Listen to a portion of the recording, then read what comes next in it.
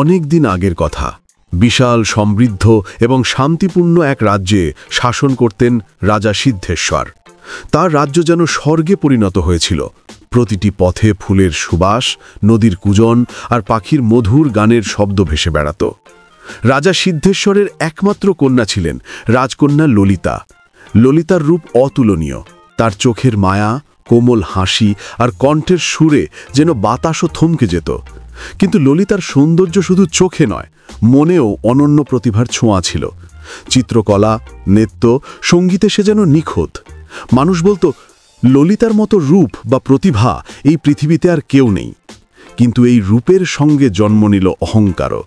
ললিতা ভাবত, আমার সমকক্ষ কেউ নেই। যে আমাকে চাইবে সে অবশ্যই আমাকে সম্মান করবে। রাজ্যের রাজপুত্ররা তাকে বধূরূপে চাইত, কিন্তু ললিতা তাদের কাউকেই পাত্তা দিত না। রাজা সিদ্ধেশ্বর এই অহংকার লক্ষ্য করলেন। তিনি জানতেন, রূপ বা প্রতিভা থাকলেও অহংকার জীবনের সবচেয়ে বড় বিপদ। তাই তিনি গভীর চিন্তায় পড়লেন। অবশেষে তিনি একটি পরিকল্পনা করলেন। একটি পরিকল্পনা যা ললিতার অহংকারকে ভেঙে দেবে। রাজসভায় ঘোষণা হলো, আগামী জন্মাষ্টমীর ভোরে যে পুরুষের মুখ আমার কন্যা প্রথম দেখবে তাকে তার সঙ্গে বিবাহ বন্ধনে আবদ্ধ করা হবে। জন্মাষ্টমীর ভোর এলো। প্রাসাদের সজ্জা, কুসুম বৃক্ষের আলো, পাখির কুজন সব মিলিয়ে যেন স্বর্গময় পরিবেশ তৈরি হয়েছিল। ললিতা সে যে মণ্ডপে উপস্থিত হল, ভাগ্যের পরিহাস, তার চোখের সামনে প্রথমে দেখা দিল এক সাধারণ ব্রাহ্মণ, সৎ, বিনয়ী, সরল পোশাকে। রাজা সিদ্ধেশ্বর প্রতিজ্ঞা রক্ষা করে রাজকন্যাকে সেই ব্রাহ্মণের সঙ্গে বিয়ে দিলেন। চোখে জল ঝরতে লাগল, তবু বাবার আদেশ মানতে বাধ্য হল। ব্রাহ্মণ হাসিমুখে এগোতে লাগল, আর ললিতা তার পিছে পিছে চলল। প্রথমবার ললিতা অনুভব করল, সৌন্দর্য বা পদমর্যাদা সবকিছুর চেয়ে বড় কিছুই নেই। নতুন জীবন শুরু হলো। প্রাসাদের বিলাসিতা ছেড়ে ফেলে ললিতা পা রাখল এক অচেনা, সাধারণ জীবনে। প্রতিদিন ব্রাহ্মণ ললিতাকে অনুপ্রাণিত করত। প্রিয়তমা, আমি শ্রম করতে যাচ্ছি। এই শ্রমই আমাদের জীবনকে সম্মানিত করবে।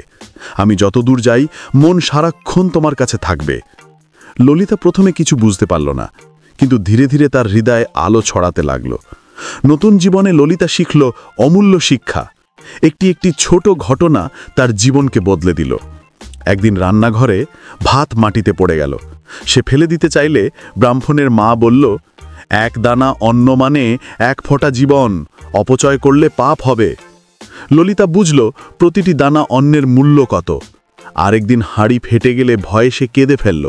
ব্রাহ্মণ বলল, ভুল করলে ভয় নেই, শিক্ষা নিতে হয়।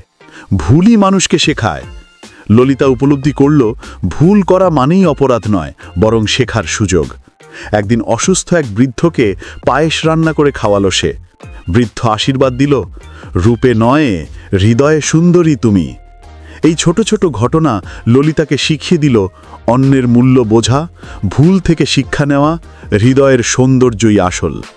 দিন কাটতে কাটতে ললিতা সত্যিকারের বিনয় এবং ভালোবাসা শিখল। একদিন উদয়নগরের রাজা বিমল রায় ঘোষণা করলেন, আমার জন্মদিনে যে সবচেয়ে সুস্বাদু পায়েস রান্না করবে তাকে পুরস্কৃত করা হবে। পুরস্কার হিসেবে 1 কলস ভরা সোনার মুদ্রা দেয়া হবে। ললিতা আন্তরিকতা এবং ভালোবাসা দিয়ে রান্না করল। বিচারকরা মুগ্ধ হলেন। বিজয়ী হলো সেই। রাজা বিমল রায় তার রূপ আর গুণ দেখে বললেন, তুমি আমাকে বিয়ে করো। কিন্তু ললিতা দৃঢ় কণ্ঠে উত্তর দিল, মহারাজ, আমি আমার স্বামীকে প্রাণ দিয়ে ভালোবাসি। যদি কিছু দিতে চান তবে তার জন্য একটি সৎ কাজ দিন, যাতে সে নিজের শ্রমে সম্মানের সঙ্গে জীবনযাপন করতে পারে।